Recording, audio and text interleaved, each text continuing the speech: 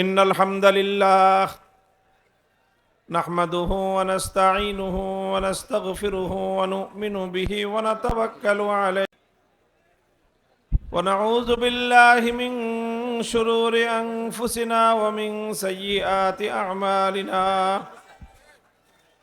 من يهده الله فلا مضل له ومن يضلل فلا هادي له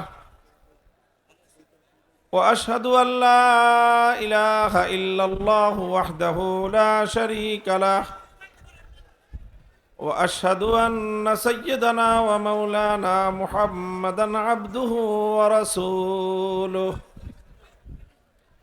الذي أرسله الله إلى كافة الناس بشيرا ونذيرا وداعيا إلى الله بإذنه وسراجا منيرا أما بعد فأعوذ بالله من الشيطان الرجيم بسم الله الرحمن الرحيم والذين جاهدوا فينا لنهدينهم سبلنا وإن الله لمع المحسنين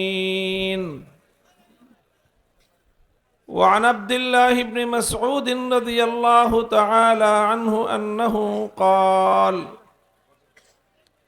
قال رسول الله صلى الله عليه وسلم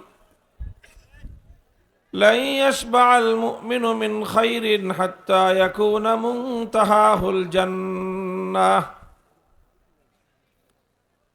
بارك الله لنا ولكم في القرآن العظيم ونفعنا وإياكم بالآيات والذكر الحكيم اللهم صل على محمد وعلى آل محمد كما صليت على إبراهيم وعلى آل إبراهيم إنك حميد مجيد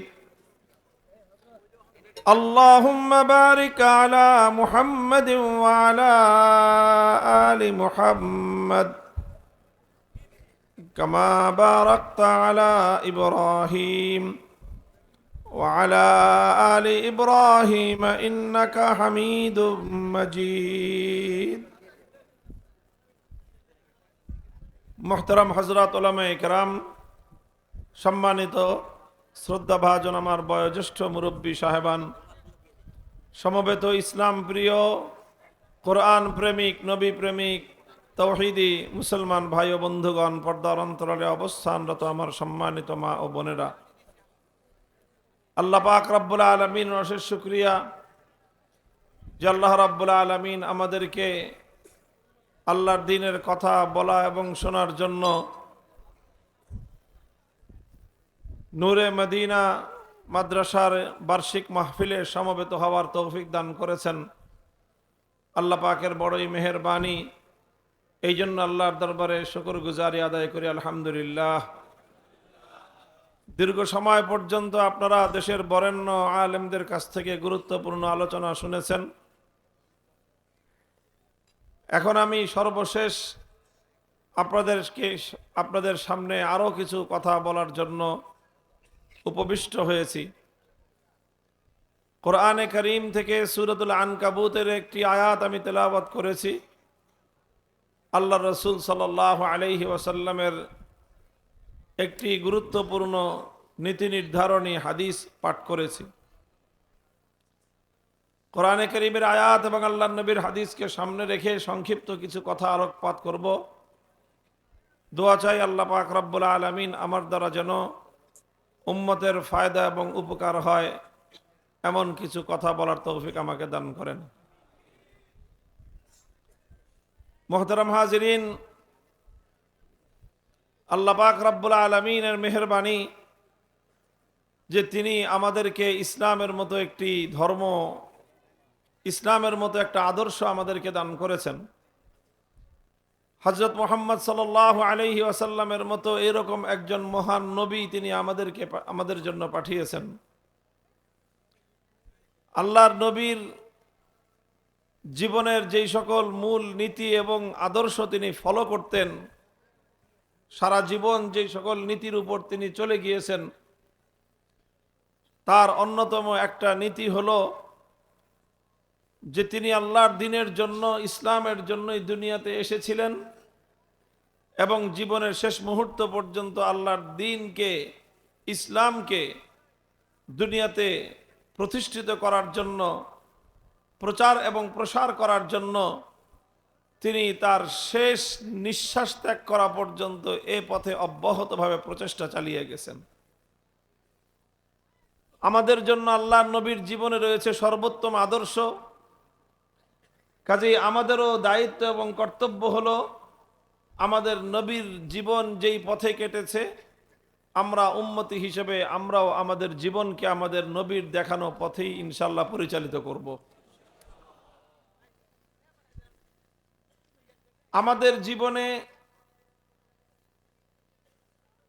আমাদের জীবনে ইসলামের কাজে কখনোই দমে যাওয়া, থেমে যাওয়া, নীরব হয়ে যাওয়া, নিস্তব্ধ হয়ে যাওয়া, এ বিষয়গুলো যেন আমাদের জীবনে পাওয়া না যায়।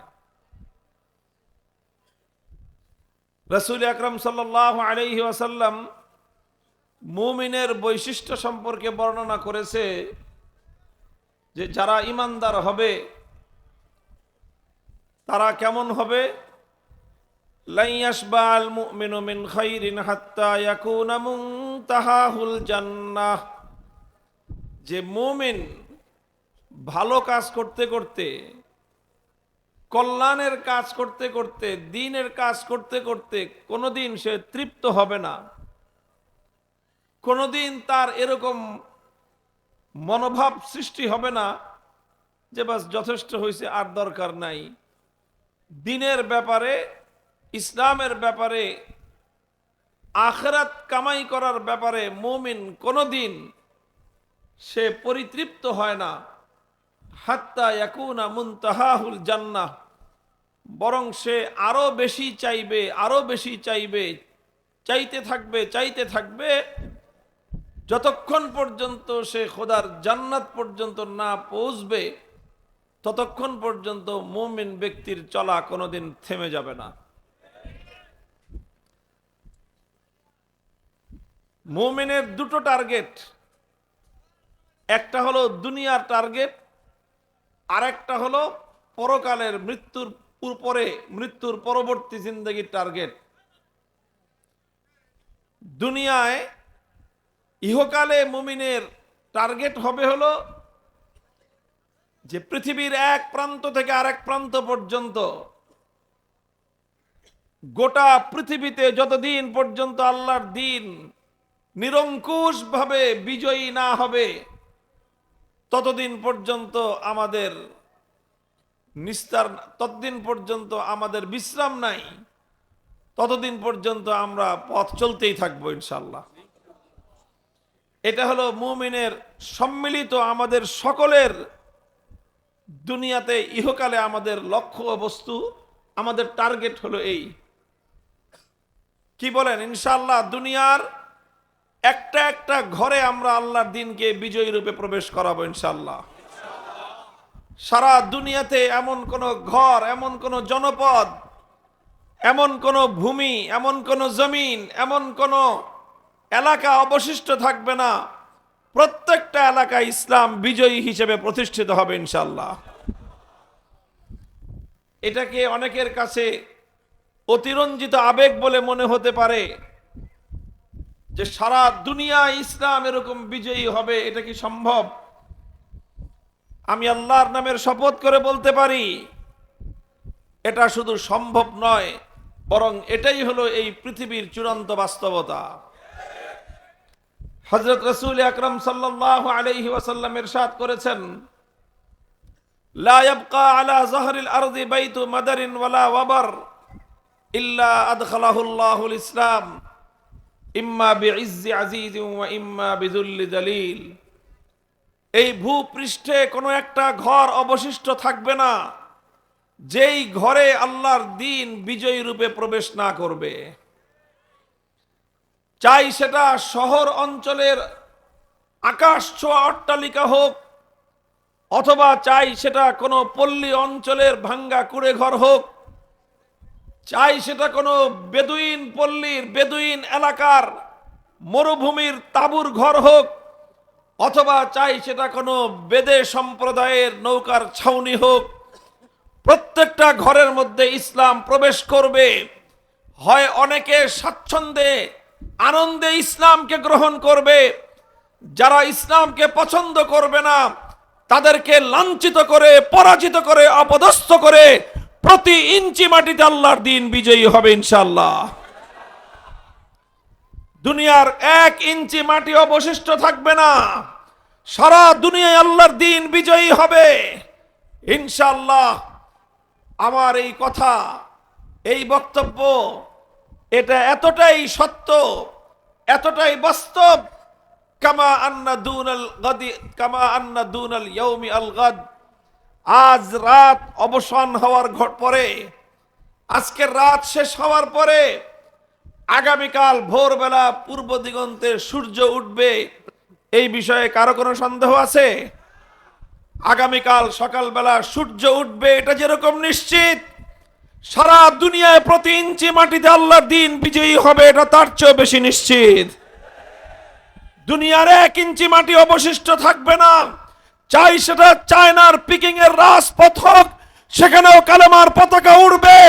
মস্কো রাজপ্রাসাদে ইসলাম বিজয়ী রূপে প্রবেশ করবে, ওয়াশিংটনের হোয়াইট হাউসের মাথার উপর কালেমার পতাকা উড়বে, দিল্লির লাল কেল্লা আবার ইসলাম শাসন করবে। ইসলামের অগ্রযাত্রা রুখে দেওয়ার সাধ্য পৃথিবীর কোন শক্তির হবে না।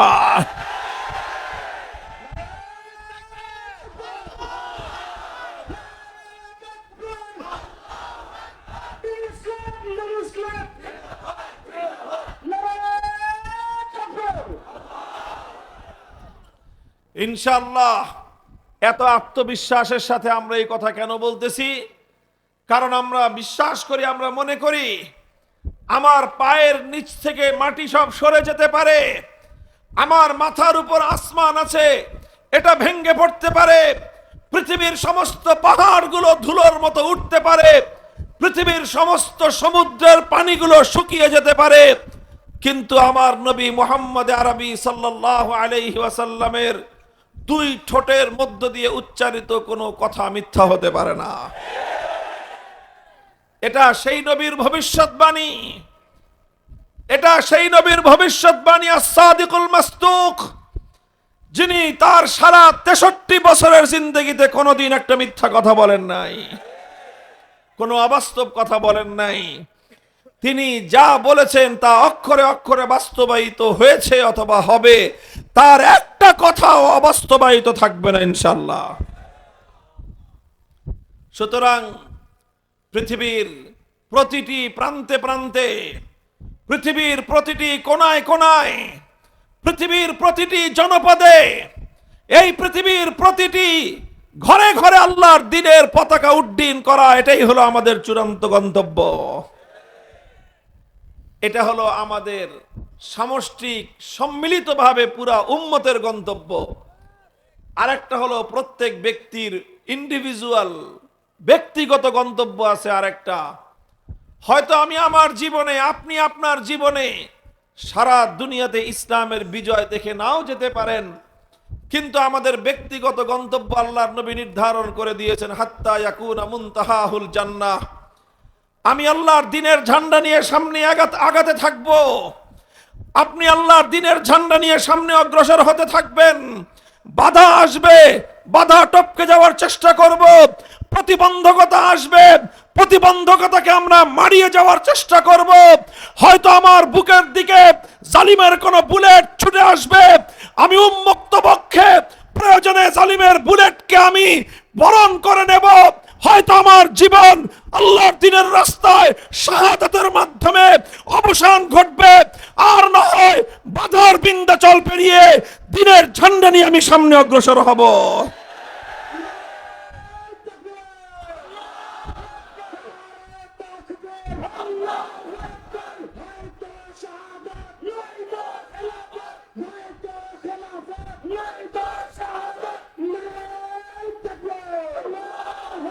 আমার এই পথ চলা কোনোদিন থেমে যাবে না, চলতে চলতে হাত্তা ইয়াকুনা মুনতাহাহুল জান্নাহ, যতক্ষণ পর্যন্ত খোদার জান্নাতে আমার পাও না পড়বে, খোদার জান্নাতের দুয়ারে আমি যতক্ষণ পর্যন্ত আমি আমার পাও রাখতে না পারবো, ততক্ষণ পর্যন্ত আমার পথ চলায় কোনো ক্ষান্তি নাই। চলবো তো ইনশাআল্লাহ? সাহায্য করবেন কে? আমার এবং আপনার কাজ হলো আল্লাহর দ্বীনের ঝান্ডা নিয়ে সামনে অগ্রসর হয়ে যাওয়া। এখানে কুল হাল তারাব্বাসুনা বিনা ইল্লা ইহদাল হুসনাইন, কুল হাল তারাব্বাসুনা বিনা ইল্লা ইহদাল হুসনাইন। হে দুনিয়ার কাফের মুশরিক বেঈমানের দল, তোমাদের কাছে আমাদের স্পষ্ট পয়গাম, তোমরা যারা অনেক সময় আমাদেরকে ভীত সন্ত্রস্ত করে তুলতে চাও, তোমরা যারা অনেক সময় আমাদেরকে ভয় দেখাতে চাও, তোমরা যারা অনেক সময় আমাদের পথ চলাকে রুদ্ধ করে দিতে চাও, তোমাদের প্রতি আমাদের পয়গাম, হাল তারাব্বাসুনা বিনা ইল্লা ইহদাল হুসনাইন। আমরা দুই পরিণামের যে কোনো একটার জন্য অপেক্ষমান, ইম্মাল ফাতহু ওয়া ইম্মাস শাহাদা। হয় আমরা দিনের বিজয় অর্জন করে কালেমার ঝান্ডা উড্ডীন করব, আর সেটা না পারলে শাহাদাতের সুধা পান করে খোদার জান্নাতের মেহমান হব।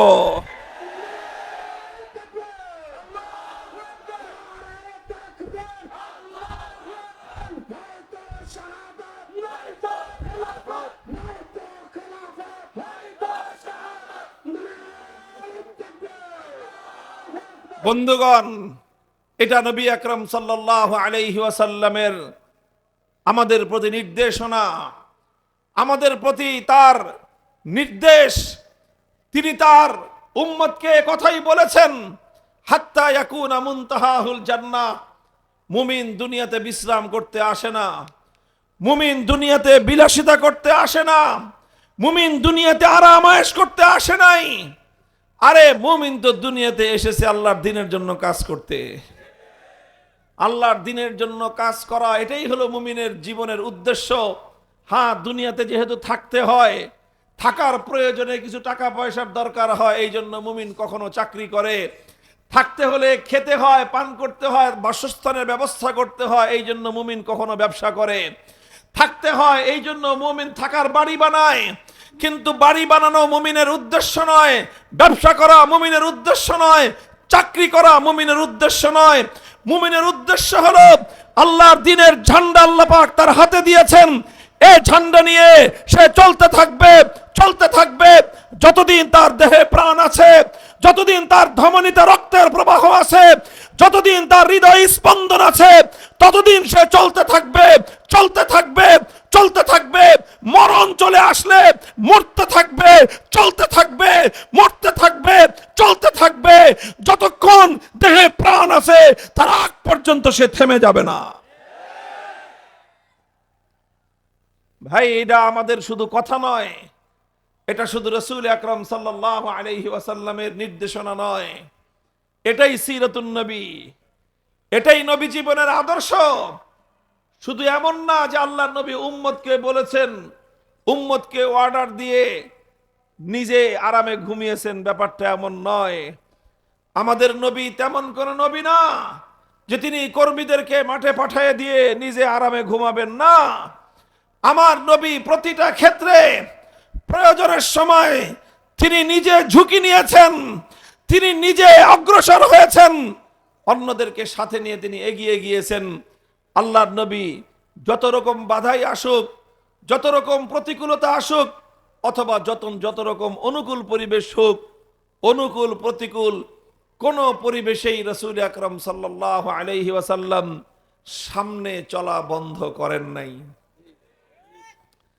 আমরা আল্লাহর নবীর সিরাতকে যদি, নবীর জীবনটাকে যদি আমরা খুব সংক্ষেপে একটু দেখি, কয়েকটা মৌলিক ঘটনাকে যদি আমরা একটু পর্যালোচনার মধ্যে আনি, আমরা দেখতে পাবো আল্লাহর পয়গম্বরের নবুয়তের 23 বছরের জিন্দেগি। হেরার গুহায় তিনি নবুয়তের আলো পেলেন, ওহীর সন্ধান তিনি পেলেন, আল্লাহর কোরআন নাজিল হওয়া শুরু হলো।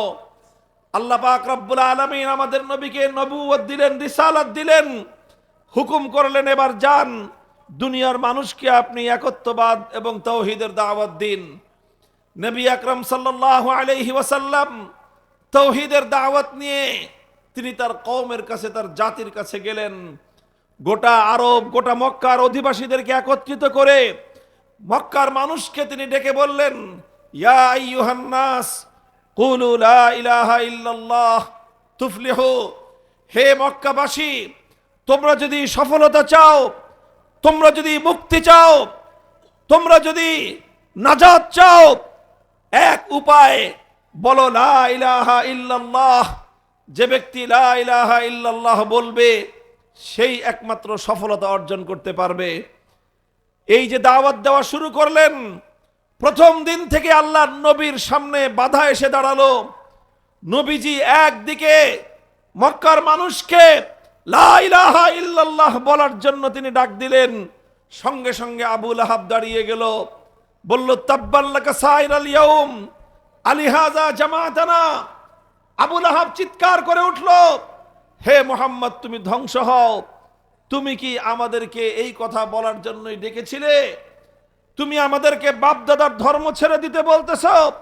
তুমি ধ্বংস হয়ে যাও।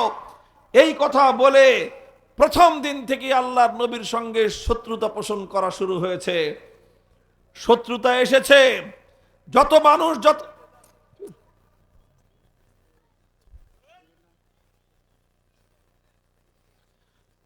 মানুষ আল্লাহর রাসূল সাল্লাল্লাহু আলাইহি ওয়াসাল্লামের সাথে শত্রুতা করুন, আমার নবী সব ধরনের শত্রুতা, সব ধরনের প্রতিবন্ধকতাকে তিনি সহ্য করেছেন। কিন্তু আল্লাহর কসম খেয়ে বলি, আল্লাহর নবী কোনোদিন পথ চলা বন্ধ করে দেন নাই। নবীজি দাওয়াত দিয়েছেন রাতের অন্ধকারে, নবীজি দাওয়াত দিয়েছেন দিনের আলোতে, প্রভাত রশ্মিতে, সন্ধ্যার গধূলি বেলায়। আল্লাহর পয়গম্বর মক্কার মানুষের কাছে কাছে দাওয়াত নিয়ে গিয়েছেন, কারো কাছে শতবার, কারো কাছে হাজারবার। পবিত্র মক্কার মাটিতে একজন মানুষ এরকম অবশিষ্ট ছিল না যার কাছে আমার নবী দ্বীনের দাওয়াত নিয়ে না গিয়েছেন। নবীজির এই দাওয়াতে স্বল্প সংখ্যক মানুষ ঈমান কবুল করেন, তাওহীদের দাওয়াতকে কবুল করেন। যারা এই দাওয়াত গ্রহণ করলেন, সঙ্গে সঙ্গে তাদেরকে নিয়ে নবীজির দ্বিতীয় মেহনত শুরু হয়ে গেল। হযরতে আরকাম ইবনে আবিল আরকাম রাদিয়াল্লাহু তাআলা আনহু, তার বাড়ি দারে আরকামে আল্লাহর নবী মাদ্রাসা কায়েম করলেন।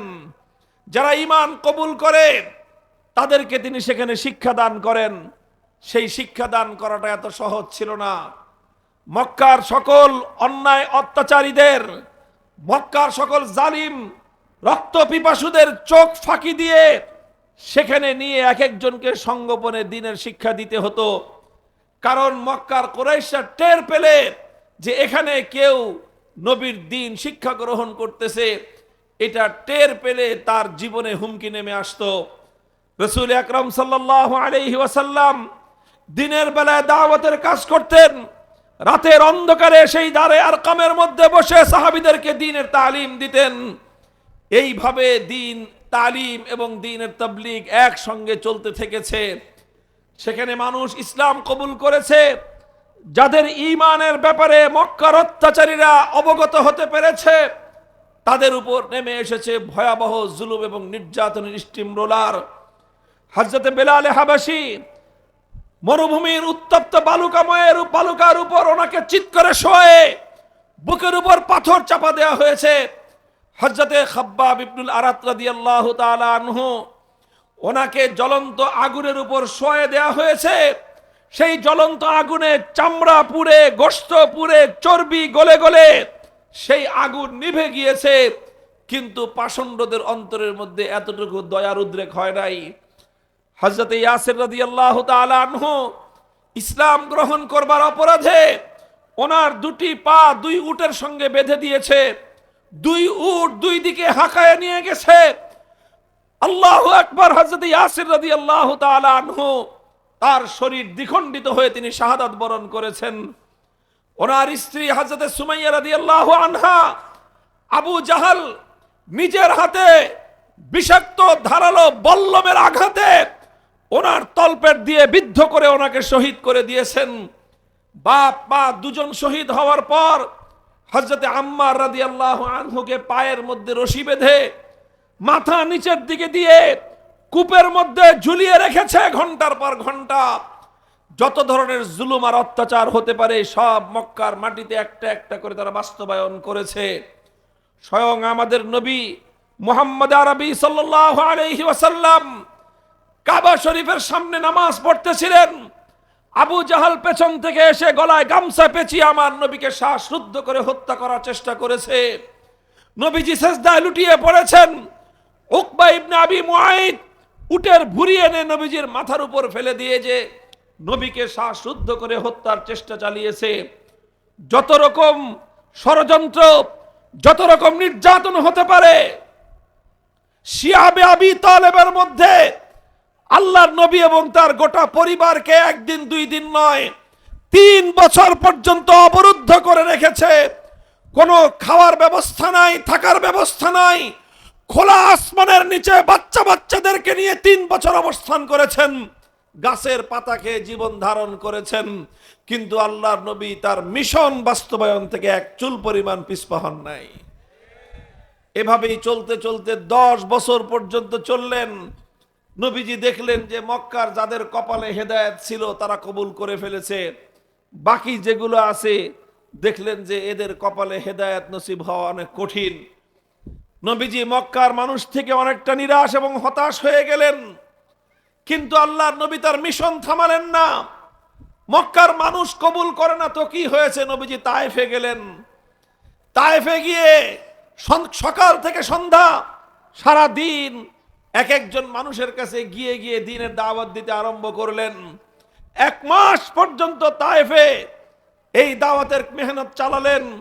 দুর্ভাগ্যজনকভাবে তায়েফের এত মানুষ, একটা মানুষও 1 মাসের মধ্যে কালেমা পড়ে নাই। শুধু নবীর দাওয়াত প্রত্যাখ্যান করেছে তাই নয়, বরং তারা নির্মম আচরণ করেছে আল্লাহর নবীর সঙ্গে। নবীজি কারো কাছে দাওয়াত দিতে গেলে সে দাওয়াত কবুল তো করেই না, উপরন্তু তায়েফের দুষ্ট সন্ত্রাসী বালকদেরকে ইঙ্গিত করে দেয়, লেলিয়ে দেয় যে তোমরা এই লোকটার উপর পাথরের বৃষ্টি বর্ষণ করো। এইভাবে আল্লাহর নবীর উপর পাথরের বৃষ্টি বর্ষণ হতে থাকে। নবীজি পাথরের আঘাতে আঘাতে রক্ত ঝরতে ঝরতে মাথার রক্ত পায়ে পড়ে, পায়ের চপ্পল পায়ের সাথে আটকে গিয়েছে। নবীজি বেহুশ হয়ে জমিনের মধ্যে পড়ে যান।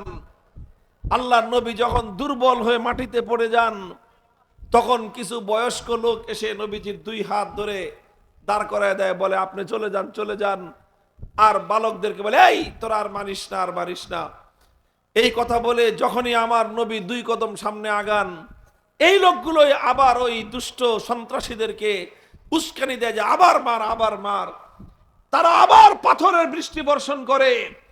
এইভাবে একসঙ্গে একই সঙ্গে নবীর উপর পাথরের বৃষ্টি বর্ষণ করা হয়েছে, রক্তে রঞ্জিত করা হয়েছে, আবার সে রক্তের সঙ্গে উপহাস করা হয়েছে। যেমনটা আমাদের শাপলা চত্বরে আমাদের নবী প্রেমিক তৌহিদি জনতার বুকগুলোকে বুলেটের আঘাতে ঝাঁঝরা করা হয়েছে। আমার ভাইদের লাশগুলো বাংলাদেশ ব্যাংকের সামনে শাপলা চত্বরের সামনে পড়েছিল। আমাদেরকে হত্যা করে আবার জাতীয় সংসদে দাঁড়িয়ে আমার ভাইয়ের শাহাদাতের রক্তের সঙ্গে উপহাস করে বলা হয়েছে সেখানে নাকি আমাদের শহীদরা বুকে রং মেখে শুয়েছিল। ঠিক একই কায়দায় সেই তায়েফে আল্লাহর নবীর রক্ত ঝরানো হয়েছে, আবার সে রক্তের সঙ্গে উপহাস করা হয়েছে। আমার নবী সব সহ্য করেছেন, কিন্তু আল্লাহর দ্বীনের পথ থেকে এক চুল পরিমাণ বিচ্যুত হননি। 1 মাস পরে আল্লাহর নবী মক্কায় ফিরে আসলেন। নবীজি হতাশ হলেন যে তায়েফেও হলো না, মক্কাতেও হলো না। আমি জিজ্ঞাসা করতে চাই আপনাদের কাছে, আপনারা বলুন তো দেখি, আল্লাহর পয়গম্বর এর পরে কি নিজের দাওয়াতের মিশন বন্ধ করে দিয়েছিলেন?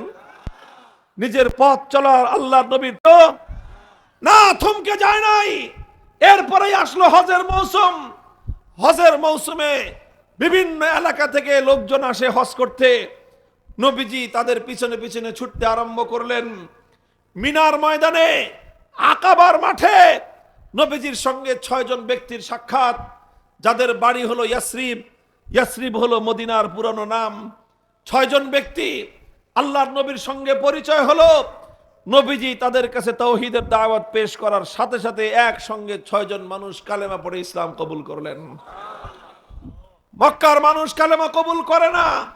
তায়েফে 1 মাস মেহনত করার পরে রক্ত দিয়েও একটা মানুষকে কালেমা পড়াতে পারেন নাই।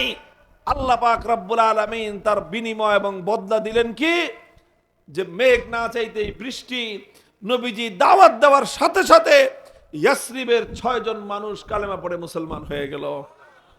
তারা ইয়াসরিবে ফিরে গেলেন, মদিনায় ফিরে গেলেন। গিয়ে তারা নিজেরা আরো মানুষ তৈরি করলেন। পরের বছর তারা আবার আসলেন। এবার 6 জন নয়, এবার আসলেন 12 জন। নবীর হাতে হাত রেখে তারা শপথ নিলেন, ইয়া রাসূলুল্লাহ, আপনার এই আদর্শ এটাই আমাদের আদর্শ, আপনার ধর্ম এটাই আমাদের ধর্ম, আপনার মিশন আমাদের মিশন, আপনার সংগ্রাম আমাদের সংগ্রাম, আপনার লড়াই আমাদের লড়াই। মক্কায় আপনার দ্বীন আপনি কায়েম করতে পারেন নাই, হে নবী আসুন মদিনায়, মদিনার মাটিকে আমরা ইসলামের ঘাঁটি হিসেবে গড়ে তুলবো ইনশাআল্লাহ।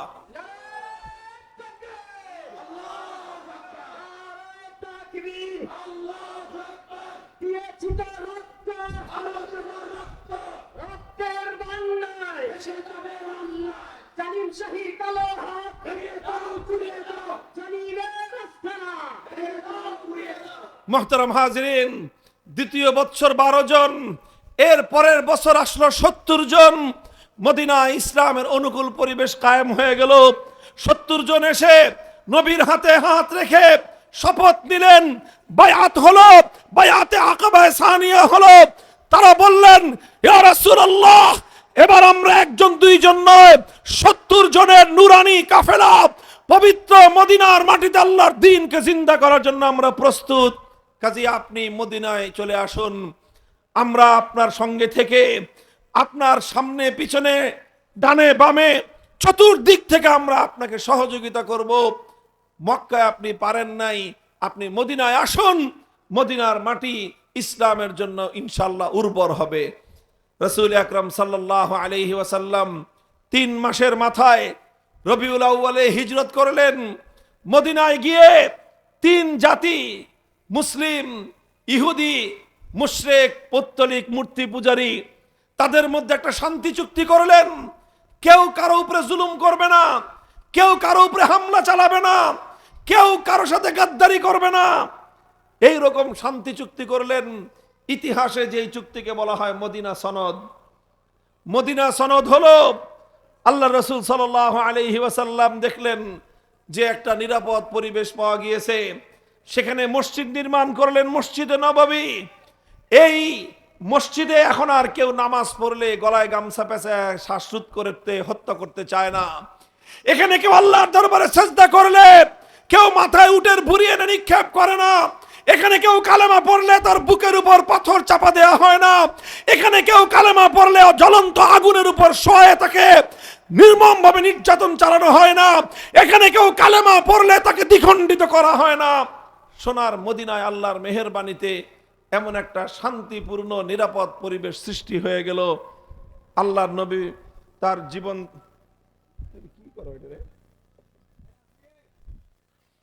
আল্লাহর নবী তার জীবন চলার পথ বন্ধ করে দেন নাই। কথা বলেন ঠিক না বেঠিক? নবীজি দেখলেন যে আলহামদুলিল্লাহ মদিনায় অনুকূল পরিবেশ পাওয়া গিয়েছে, একটা নিরাপদ জায়গা পাওয়া গিয়েছে, ইসলামের শক্তি বাড়তেছে, মুসলমানদের সংখ্যা বাড়তেছে। আলহামদুলিল্লাহ একটি শক্তিশালী একটা কাফেলা তৈরি হয়ে গেল। এবার আমার নবীজি সিদ্ধান্ত গ্রহণ করলেন, এখন আমাদেরকে আরো সামনে আগাতে হবে।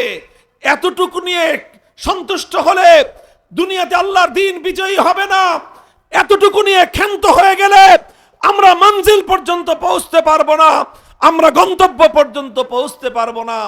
এই জন্য আল্লাহর নবী 1 বছরের মাথায় ঘোষণা করলেন, উযিনা লিল্লাযীনা ইউকাতালুনা বিআন্নাহুম যুলিমু ওয়া ইন্নাল্লাহা আলা নাসরিহিম লাকাদির। আল্লাহর নবী ঘোষণা করলেন, হে দুনিয়ার বেঈমানের দল, মক্কার কাফের কুরাইশের বেঈমানেরা, দুরাচার অত্যাচারী জালিমের দল, শুনে রেখো, এতদিন পর্যন্ত তোমাদের সঙ্গে আমরা নমনীয়তার আচরণ করেছি, এতদিন তোমরা আমাদেরকে হামলা করেছো, আমরা পাল্টা হামলা চালাই নাই।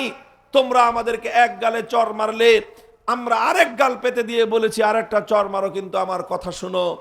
অনেক সোজা আঙ্গুলে ঘি উঠানোর চেষ্টা করেছি, কিন্তু দেখা গেছে যে কুত্তার লেজ কোনোদিন সোজা হয় না। কথা বলেন ঠিক না বেঠিক? কুকুরের লেজে কয় মন ঘি মাখলে লেজ সোজা হবে? বলেন, কয় মন ঘি কুকুরের লেজের মধ্যে মালিশ করলে কুত্তার লেজ সোজা হবে? বলতে পারেন? কুত্তার লেজ যতদিন জিন্দা আছে ততদিন সোজা হবে না। যারা মনে করেন আল্লাহর দ্বীনের সব দুশমনরা সোজা হয়ে যাবে, তারা বোকার স্বর্গে বসবাস করেন। দ্বীনের কিছু দুশমন, এগুলো কুকুরের লেজের মতো, এদেরকে কোনোদিন সোজা করা যাবে না। ডান্ডা দিয়ে এদেরকে সোজা না করা পর্যন্ত, আঙ্গুল পাকা না করা পর্যন্ত ঘি উঠে না।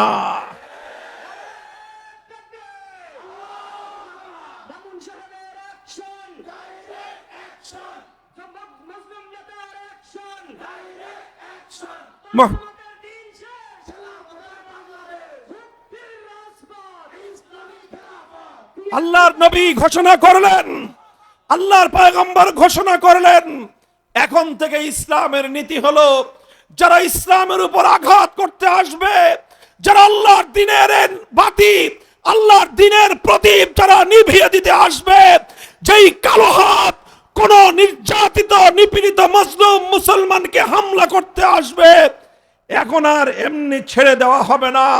যেই কালো হাত ইসলামের দিকে অগ্রসর হয়ে আসবে, সে হাত ভেঙ্গে গুড়িয়ে দেওয়া হবে।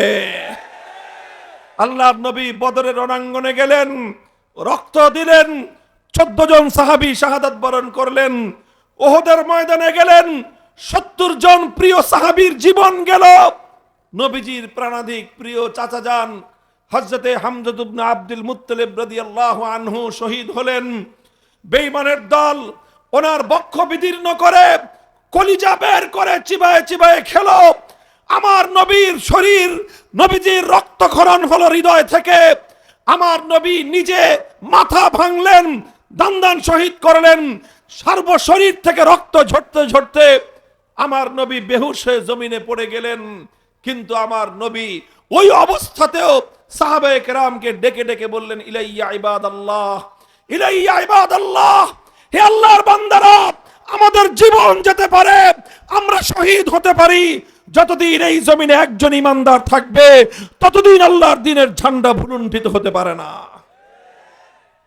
নবীজি সামনে অগ্রসর হলেন। খন্দকের জিহাদ হলো। অভাব, অনটন, ক্ষুধা, তৃষ্ণা, দারিদ্র্যের কষাঘাতে জর্জরিত, পেটে পাথর বাঁধলেন। অভাবের কারণে পেট শূন্য হয়ে পেটে পাথর বেঁধেছেন, কিন্তু আল্লাহর দ্বীনের পথ থেকে নবীজি এক চুল পরিমাণ পিছপা হন নাই। আল্লাহর পয়গম্বর সামনে অগ্রসর হতে থাকলেন।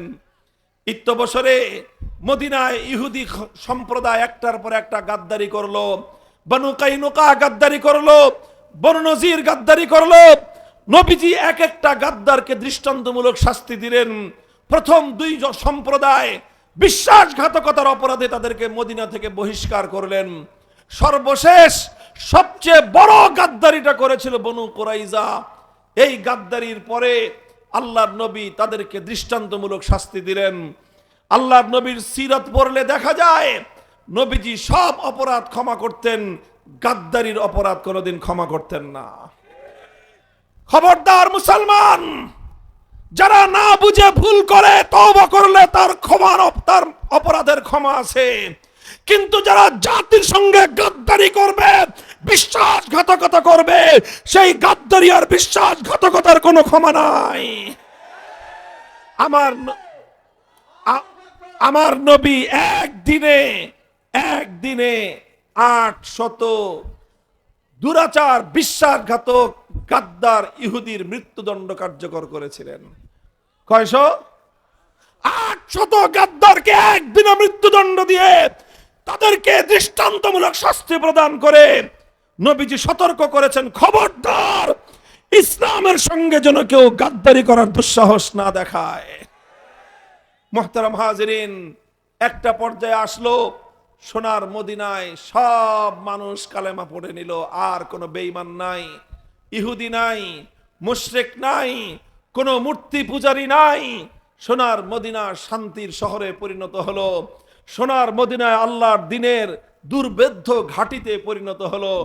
আমি জিজ্ঞাসা করতে চাই, তখন কি আল্লাহর নবী এমন চিন্তা করেছেন যে যাক মদিনার শহর পেয়েছি, একটা রাষ্ট্র হয়েছে, দিন কায়েম হয়ে গেছে, আর বেশি চিন্তা করার দরকার কি, এবার মদিনা নিয়েই আমরা ক্ষান্ত থাকি? নবীজি এমন চিন্তা করেছেন না। আমার নবী শুধু মদিনার নবী হয়ে দুনিয়াতে আসেন নাই। ইসলাম শুধু মদিনায় কায়েম হওয়ার জন্য আসে নাই, ইসলাম শুধু আরবে কায়েম হওয়ার জন্য আসে নাই। সপ্তম হিজরিতে আল্লাহর নবী 1400 সাহাবায়ে কেরাম নিয়ে রওনা হলেন পবিত্র মক্কার দিকে ওমরা করবেন। মক্কার লোকেরা আল্লাহর নবীকে বাধা দিল। নবীজি বললেন, আমরা ওমরা করতে আসছি, যুদ্ধ করতে আসি নাই, বাধা দিও না। তারা বলল যে না, কোনোভাবেই ঢুকতে দিব না। নবীজি বললেন, ঠিক আছে, তোমাদের সঙ্গে আমরা চুক্তি করব, তোমাদের সঙ্গে আমরা সন্ধি করব। আজ মক্কার কুরাইশরা এমন যে কোনো শর্তের কথা বলবে, যেই শর্তের মাধ্যমে আল্লাহর ঘর বাইতুল্লাহর সম্মান রক্ষা পায়, আমি সেই শর্ত মেনে নিয়েই মক্কার কুরাইশদের সঙ্গে আজকে একটি চুক্তি করব।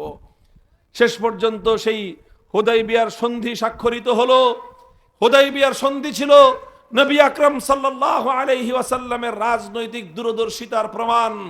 হুদাইবিয়ার সন্ধি ছিল আল্লাহর পয়গম্বরের রাজনৈতিক নেতৃত্বের একটা সুদূর প্রসারী চিন্তার ফসল। হুদাইবিয়ার সন্ধি হওয়ার 1 বছরের মাথায় গোটা পৃথিবীর যত বড় বড় রাজা বাদশা ছিল, প্রত্যেকটা রাজা বাদশার দরবারে দরবারে ইসলামের দাওয়াত পৌঁছে গেল। হুদাইবিয়ার সন্ধির পরপর আরবের মাটিতে ইহুদিদের সর্বশেষ ঘাঁটি খায়বার থেকে ইহুদিদেরকে উৎখাত করা হলো।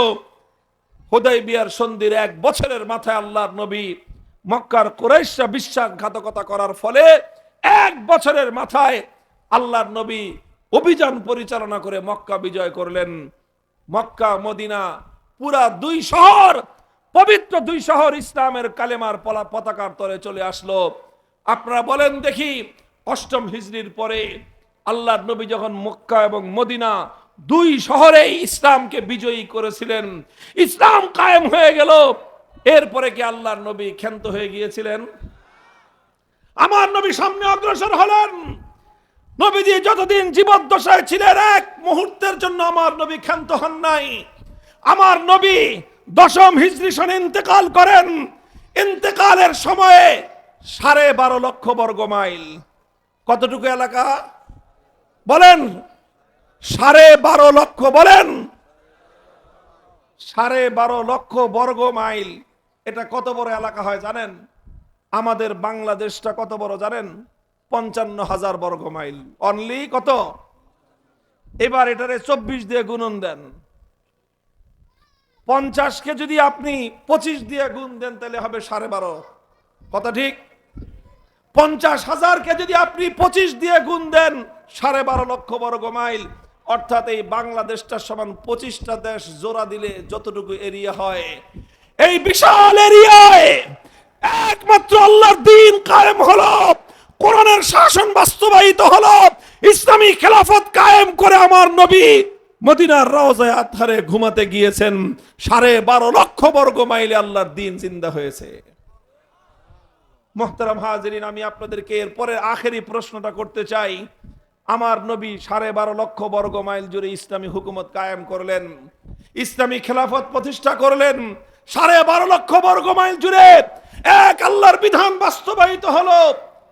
এরপরে নবীর সাহাবীরা তারা এমন মনে করেছিলেন যে যথেষ্ট হয়েছে, আর সামনে আগানোর দরকার নাই। এমন ছিল? বলেন এমন ছিল? 10 বছরের মাথায় আল্লাহর নবীর ইন্তেকাল করবার 10 বছরের মাথায় দ্বিতীয় খলিফা ওমরে ফারুক রাদিয়াল্লাহু তাআলা আনহুর যুগে ইসলামের সৈনিকরা আটলান্টিক মহাসমুদ্রের তীর পর্যন্ত পৌঁছে গিয়েছেন। আফ্রিকার জঙ্গলের গহীন অঞ্চল পর্যন্ত কালেমার পতাকা উড্ডীন হয়েছে। আটলান্টিক সমুদ্রের তীরে দাঁড়িয়ে মুসলমান সৈনিকরা বলেছিলেন, জানি না এই সমুদ্রের পরে কি আছে, তখনও পৃথিবীতে এত কিছু আবিষ্কার হয় নাই। বলেছিলেন যদি জানতাম সমুদ্রের অপর প্রান্তে কোনো জনপদ আছে, পৃথিবীর কোনো অঞ্চল আছে, যদি জানতে পারতাম এই সমুদ্রের উন্মত্ত তরঙ্গমালার উপর দিয়ে ঘোড়া দাবড়ায় দিতাম, সমুদ্রের অপর প্রান্তে গিয়ে আমরা দিনের ঝান্ডা উড্ডীন করতাম। 12.5 লক্ষ বর্গ মাইল থেকে অর্ধেকটা পৃথিবী পর্যন্ত, পৃথিবীর এক প্রান্ত থেকে আরেক প্রান্ত পর্যন্ত, সমুদ্রের তীর থেকে জঙ্গলের গভীর অঞ্চল পর্যন্ত, যতদূর পর্যন্ত মানুষের ঘোড়া যেতে পারে, গোটা অর্ধ জাহানে কালেমার পতাকা উড্ডীন করেছিলেন সাহাবায়ে কেরাম। মুহতারাম হাজিরিন, সেই বিজয়ের ধারা আস্তে আস্তে আজ তোমার এবং আমার এই বাংলাদেশ পর্যন্ত সেই সোনালী যুগে কালেমার পতাকা এসে পৌঁছে গিয়েছে। সুতরাং ও দুনিয়ার মুসলমান, বাংলাদেশের আজকের এই নতুন প্রজন্মের যুবক সন্তানদেরকে আমি বিশেষ করে বলতে চাই, ঠিক তদ্রূপ আমার নবীর আদর্শের অনুসরণ করে আমাদের পূর্বপুরুষগণ, আমাদের বাপদাদারা আমাদের জন্য এই জমিন, এই যে এই মাটিতে আমরা বসে আছি, এই মাটি আমার সেজদার মাটি, এই মাটি আমার জায়নামাজের মাটি, এই মাটি ইসলামের মাটি, এই মাটি ইসলামের ঘাঁটি। আল্লাহর দ্বীন কায়েম করবার জন্য এই মাটিটা আমাদের পূর্বপুরুষরা ক্রয় করেছিল, টাকা দিয়ে নয়, ঘাম, অশ্রু আর রক্ত দিয়ে মাটি কিনে দিয়ে গেছে আমাদের জন্য।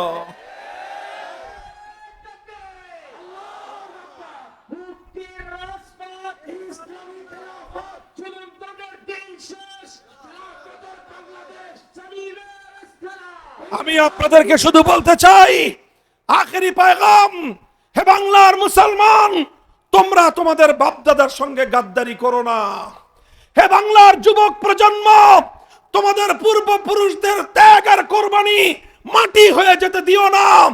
তোমাদের পূর্বপুরুষরা অনেক ত্যাগ আর কোরবানির মাধ্যমে, অনেক লড়াই আর সংগ্রাম করে তোমাদের জন্য এই জমিনকে তারা মুক্ত এবং স্বাধীন করে রেখে গেছেন। 190 বছর, কত বছর? 190 বছর ইংরেজদের বিরুদ্ধে লড়াই করেছেন।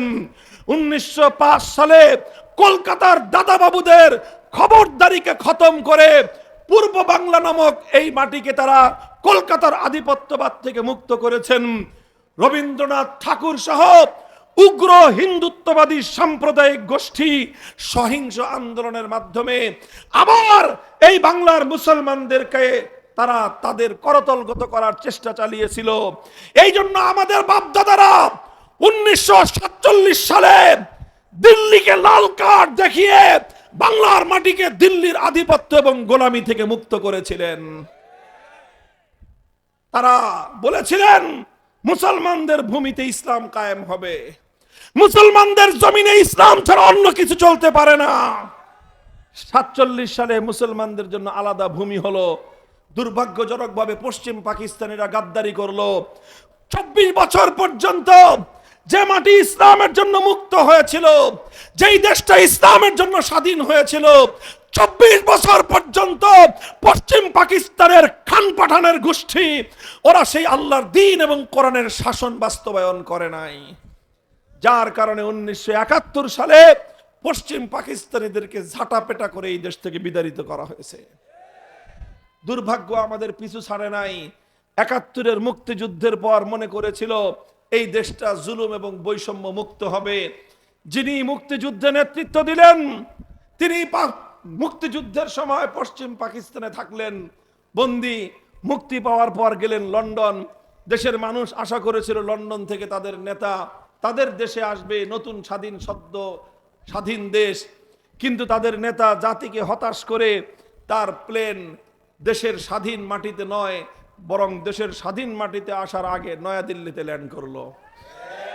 তিনি গেলেন ভারতের প্রধানমন্ত্রী শ্রীমতী ইন্দিরা গান্ধীকে কুর্নিশ করতে। তিনি তাকে কুর্নিশ করলেন, আর আসার সময় সেই ভারতের প্রধানমন্ত্রী তার পকেটের মধ্যে একটা ছোট্ট প্রেসক্রিপশন লিখে দিলেন।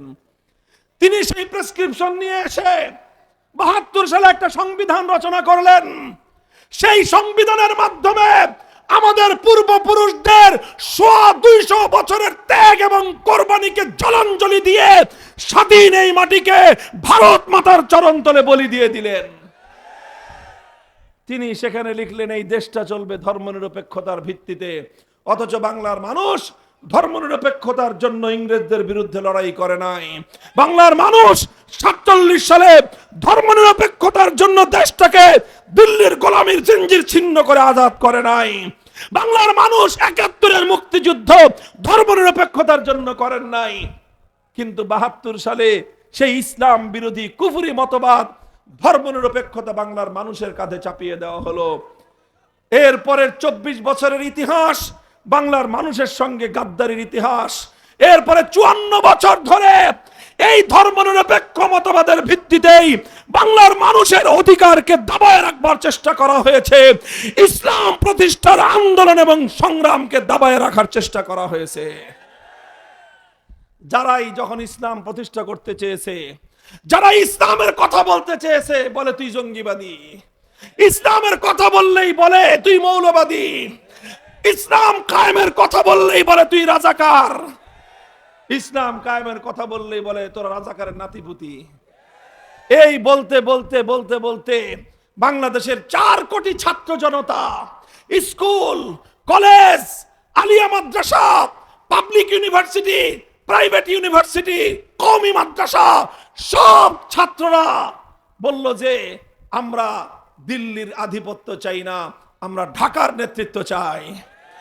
তারা বলল আমরা ভারতের গোলামি করার জন্য এই দেশকে মুক্ত স্বাধীন করি নাই। তিনি বললেন যারা ভারতের আধিপত্য মানে না তারা রাজাকারের নাতিপুতি। ছাত্ররা বলল অধিকার চাইলে যদি রাজাকার হতে হয়, দেশটাকে দিল্লির গোলামির শেকল থেকে মুক্ত করার জন্য স্লোগান তুললেই যদি রাজাকার হতে হয়, প্রত্যেকটা শিক্ষাঙ্গনে আওয়াজ উঠলো তুমি কে আমি কে। সেই দিনই সেই স্বৈরাচারের যেই কফিন, সেই কফিনে প্রেক লেগে গেছে। এরপরে শুধু জানাজাটা বাকি ছিল। 5ই আগস্ট দুপুর বেলায় সেই জানাজাও শেষ। আমার বক্তব্য এখন আপনাদের কাছে, হে বাংলার যুবকরা, তোমাদেরকে নিয়ে সারা দুনিয়ার কুফরি শক্তির মাথা খারাপ। বাংলার যুব প্রজন্মকে নিয়ে, শ্রমিকদেরকে নিয়ে, ইয়াং জেনারেশনের যারা শ্রমিক, তাদেরকে নিয়ে সারা দুনিয়ার কুফরি শক্তি, ইউরোপ আমেরিকার মাথা খারাপ। কেন মাথা খারাপ? আগে শুধু মাদ্রাসার হুজুররা ইসলাম চাইতো, এখন দেখা যায় হুজুরদের চেয়ে বেশি ইসলাম চাই স্কুল কলেজ ইউনিভার্সিটির পোলাপান। হুজুরদের চেয়ে বেশি ইসলাম চাই এই সকল কৃষক শ্রমিকরা। মাথা খারাপ হয়ে গেছে ওদের। ইনশাআল্লাহ মাথা খারাপ হতে হতে ওরা বদ্ধ উন্মাদ আর পাগল হয়ে যাবে। বাংলার মুক্তিকামী এই তারুণ্যকে রুখে দিতে পারবে না কেউ।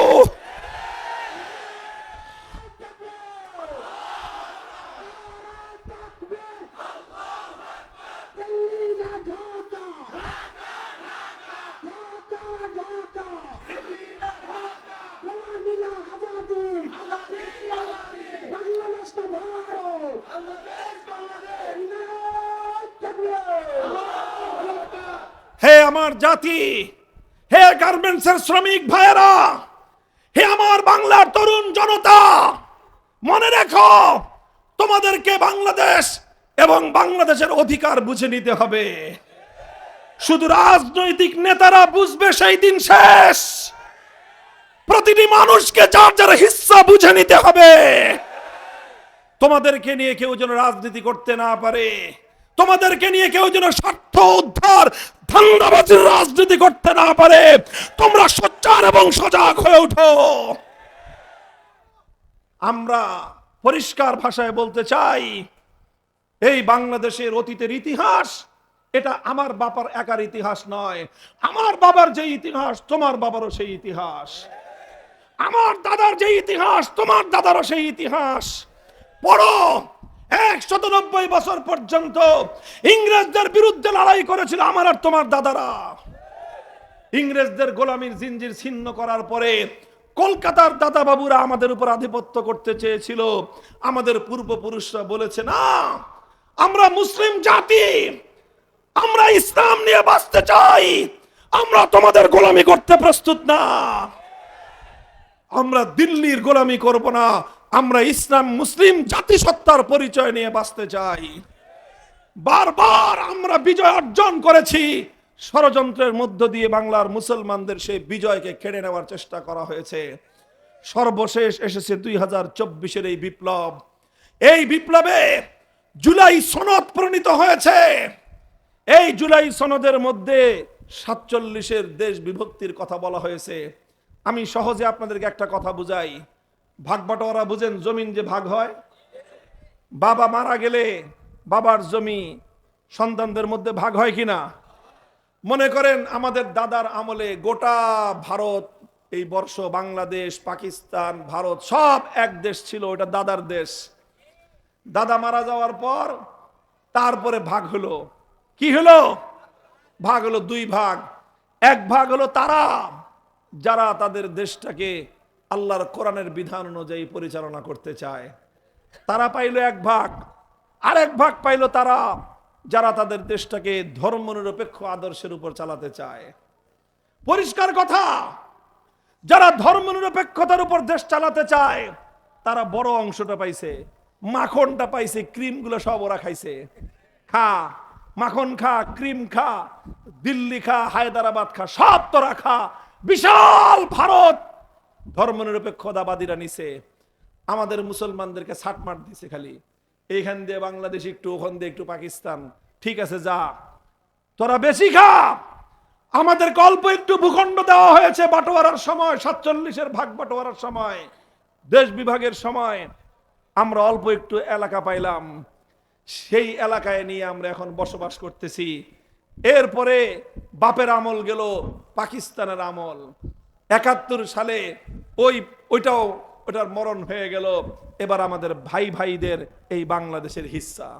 বলেন, দাদার আমলে যেই ভাগ বটোয়ারা হয়েছে, আপনার বাবা আপনার দাদার কাছ থেকে যেই অংশ পেয়েছে, আপনার বাবার মৃত্যুর পরে সেই অংশ যদি আপনার চাচা এসে দাবি করে, আপনারা ভাইয়েরা আপনার বাবার অংশ থেকে চাচা অথবা চাচতো ভাইদেরকে হিস্সা দিবেন? আপনার বাবার অংশ থেকে আপনারা বেঁচে থাকতে আপনার চাচা চাচতো ভাই অন্য কারো হিস্সা এবং অধিকার থাকতে পারে? 47 সালে দাদার আমলে এই জমিন ভাগ বাটোয়ারা করে ধর্মনিরপেক্ষতার জন্য ভারত আর মুসলমানদের জন্য, ইসলামের জন্য বাংলাদেশকে বন্টন করা হয়েছে। এখন বাংলাদেশে তোমরা ধর্মনিরপেক্ষতার গান গাও, কাহিনীটা কি? তোমাদের যদি ধর্মনিরপেক্ষতা এত পছন্দ হয়, চলে যাও সেই দেশে যেই দেশে ধর্মনিরপেক্ষতা আছে, যেই দেশে আপা আছে। যাও, তোমার আপা ধর্মনিরপেক্ষতা চেয়েছে, ধর্মনিরপেক্ষতার দেশে চলে গেছে। আপার জ্ঞাতি গোষ্ঠী আন্ডা বাচ্চা ছাও যা আসো, পছন্দ না হলে ধর্মনিরপেক্ষতার জন্য সেই দেশে চলে যাও। যারা আপাকে নতুন করে খালাম্মা বানাইতে চাও, তোমরাও চলে যাও। আর আমরা পরিষ্কার বলি, আমরা তোমাদেরকে বিতাড়িত করতে চাই না। আমরা বলতে চাই, এ দেশে তোমরা থাকবা, আমরা থাকবো, সবাই থাকবে, তবে এ দেশে থাকতে ইসলাম মেনেই থাকতে হবে।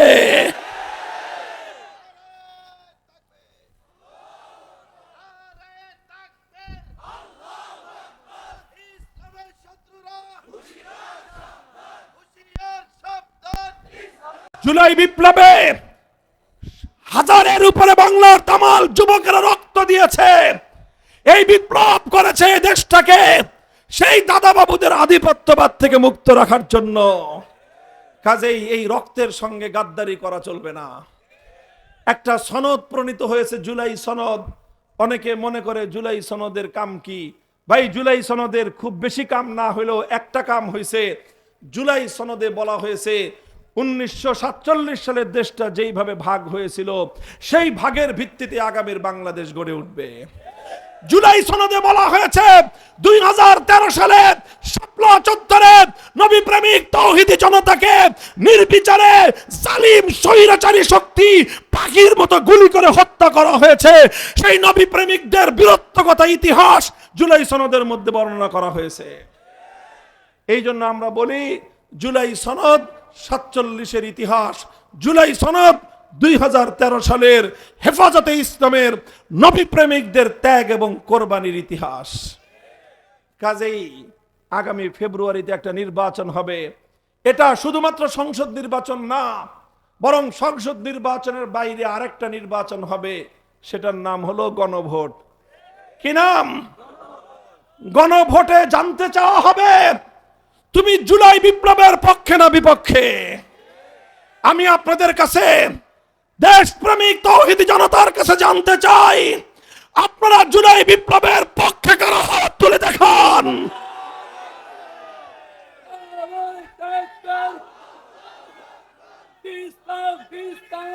যারা জুলাই বিপ্লবের পক্ষে গণভোটে হাঁ বাক্সে ভোট দিবেন, গণভোটে হাঁ বাক্সে ভোট দিবেন তো ইনশাআল্লাহ? মুহতারাম হাজিরিন, প্রশ্ন করতে পারেন গণভোটে হাঁ বাক্সে ভোট দিলেই কি বাংলাদেশে ইসলামী বিপ্লব হয়ে যাবে? আমি বলি যে না, ইসলামী বিপ্লব হবে না, তবে ইসলামী বিপ্লবের ক্ষেত্রে আমরা আরেক ধাপ আগাতে পারবো। আমরা ইসলামী বিপ্লবের দ্বার প্রান্তে উপনীত। বাংলার মানুষ, তোমরা শুনে রাখো, সব রঙের বাংলাদেশ দেখা শেষ। একবার আমরা দেখেছি সোনার বাংলাদেশ, সোনার বাংলাদেশের গল্প শুনে আমরা পেয়েছি একদলীয় বাংলাদেশ। আরেকবার শুনেছি আমরা নতুন বাংলাদেশ, পেয়েছি পুরাতন বাংলাদেশ। এরপরে শুনেছি আমরা সবুজ বাংলাদেশ, পেয়েছি ধূসর বাংলাদেশ। এরপরে শুনলাম নতুন না, সবুজ না, সোনার না, ডিজিটাল বাংলাদেশ। কি দেখলাম? আমার দেশের কৃষক, শ্রমিক, এই গার্মেন্টসের শ্রমিক ভাইয়েরা, বোনেরা তিল তিল করে উপার্জন করে 1 কেজি 100 টাকার পণ্য কিনেন, 15 টাকা ভ্যাট কেটে নিয়ে যায় সরকার। আপনি 100 টাকার নুন কিনলে 85 টাকার নুন পান। ক টাকার? 85 টাকার নুন পান, 15 টাকা ভ্যাট যায়। চাল কিনবেন, 85 টাকার চাল পাবেন, 15 টাকা ভ্যাট। ডাল কিনবেন, 85 টাকার ডাল পাবেন, 15 টাকা। এইভাবে মেহনতি মানুষের মাথার ঘাম পায়ে ফেলানো ট্যাক্সের পয়সা জড়ো হয় দেশের জন্য, জাতির জন্য। সেই টাকা জমা থাকে বাংলাদেশ ব্যাংকে। ডিজিটাল বাংলাদেশ মানে হলো এই, ব্যাংকে তালা মারা ঠিক থাকবে, ডিজিটাল কায়দায় হাজার হাজার কোটি টাকা চুরি হয়ে বিদেশ চলে যাবে। ডিজিটাল বাংলাদেশ মানে দেখেছি কি আমরা, এদেশের আমাদের রেমিটেন্স যোদ্ধা, আমাদের ভাইয়েরা বোনেরা বিদেশে রাত দিন 24 ঘন্টার মধ্যে 16 ঘন্টা পরিশ্রম করে দেশে টাকা পাঠায়। সেই টাকা দেশে আসে, ডিজিটাল কায়দায় বিদেশে গিয়ে বেগম পাড়া হয়ে যায়। এই হলো ডিজিটাল বাংলাদেশ। আমাদের দেখা শেষ, সব রঙের বাংলাদেশ দেখা শেষ, সোনার বাংলাদেশ দেখা শেষ, নতুন বাংলাদেশ দেখা শেষ, সবুজ বাংলাদেশ দেখা শেষ, ডিজিটাল বাংলাদেশও দেখা শেষ। এবার আমরা একটা বাংলাদেশ দেখতে চাই, সেই বাংলাদেশ হলো ইসলামের বাংলাদেশ, আল কোরআনের বাংলাদেশ, খেলাফতের বাংলাদেশ।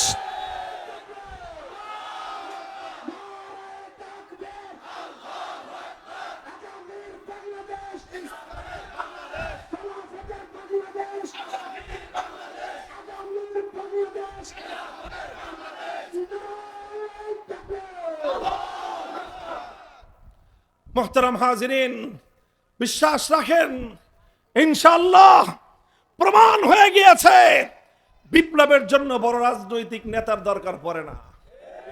আমার বাংলার দামাল যুবকেরা প্রমাণ করে দিয়েছে বিপ্লবের জন্য বড় রাজনৈতিক দলেরও প্রয়োজন পড়ে না।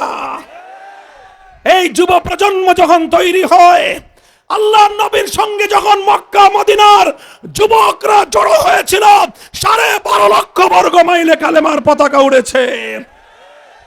আরবের যুবকরা যখন আমার নবীর হাতকে শক্তিশালী করেছে, তারা খেলাফতের হাতকে শক্তিশালী করেছে। আটলান্টিক সমুদ্রের তীর থেকে আফ্রিকার জঙ্গল পর্যন্ত অর্ধেকটা পৃথিবীতে আল্লাহর দ্বীন জিন্দা হয়েছে।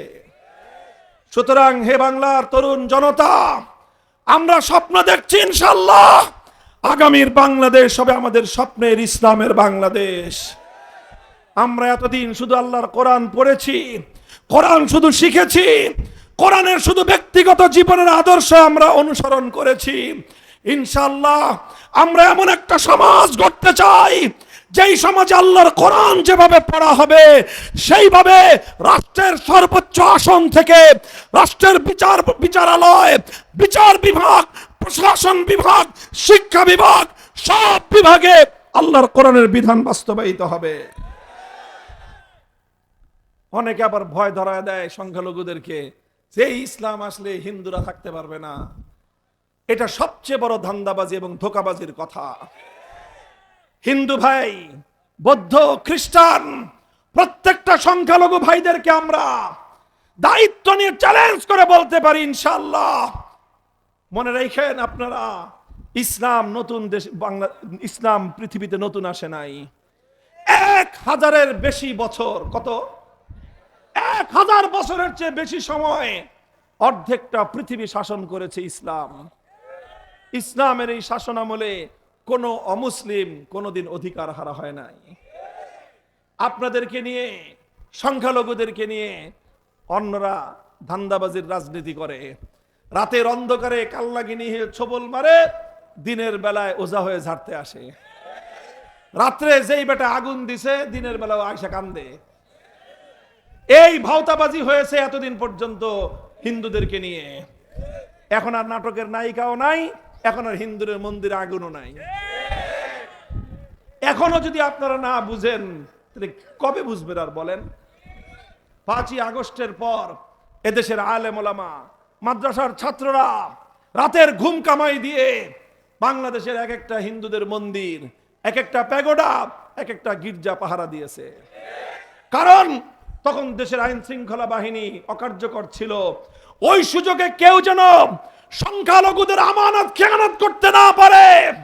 ইসলামের সৈনিকরা তারা নিজেদের আরামকে হারাম করে তাদের নিরাপত্তা নিশ্চিত করেছে। এটা ইসলাম। আমি দায়িত্ব নিয়ে বলতে পারি, যদি ইসলামী সমাজ ব্যবস্থা কায়েম হয়, কোন হিন্দু, কোন বৌদ্ধ, কোন খ্রিস্টান তার জান, মাল, ইজ্জত, আব্রু, ধর্মীয় নিরাপত্তার উপর চোখ তুলে তাকাবার কারো হিম্মত হবে না ইনশাআল্লাহ। ইসলাম তোমাকে যে অধিকার দিবে পৃথিবীর কোন মতবাদ তোমাকে সেই অধিকার দিতে পারেনি। এই জন্য আমাদের স্লোগান হলো ধর্ম বর্ণ ভিন্ন মত সবার জন্য খেলাফত। বলেন, ধর্ম বর্ণ ভিন্ন মত সবার জন্য আসো। হে বাংলার বঞ্চিত মানুষ, শত শত বছর ধরে তোমাদের পূর্বপুরুষরা ঘাম দিয়েছে, অশ্রু দিয়েছে, বুকের রক্ত দিয়ে এই মাটি তোমাদের কাছে আমানত রেখে গেছে। আসো আমরা সবাই মিলেমিশে পূর্বপুরুষদের আমানতের এই সোনালী মাটিতে আমরা সোনার ফসল ফলাই। কোরআনের শাসন কায়েম করতে প্রস্তুত আছেন তো ইনশাআল্লাহ? খালি মুখের কথায় বলেন, মুখের কথায় শুধু বিপ্লব হয়? ঘাম ঝরানো মেহনত করতে হবে, রাজি আছেন? শুধু মেহনত করে হয় না, খোদার দরবারে চোখের অশ্রু ছেড়ে ফরিয়াদ করতে হবে। করবেন তো? হে আমার যুবক প্রজন্ম, শুধু ঘাম আর অশ্রু দিয়ে কোনোদিন বিপ্লব হয় না। ঘাম আর অশ্রু দিয়ে বিপ্লবের ফিল তৈরি হয়। বিপ্লব করতে হলে প্রয়োজনে শহীদ ঈদগাহে জমায়েত হতে হবে আমাদেরকে। আর যদি প্রয়োজন হয় আল্লাহর দ্বীনের জন্য, কোরআনী শাসনের জন্য মাথায় কাফনের কাপড় পরে শহীদ ঈদগাহে শাহাদাতের রক্ত দিতে কারা কারা প্রস্তুত? হাত তুলে খোদার দরবারে শপথ করো।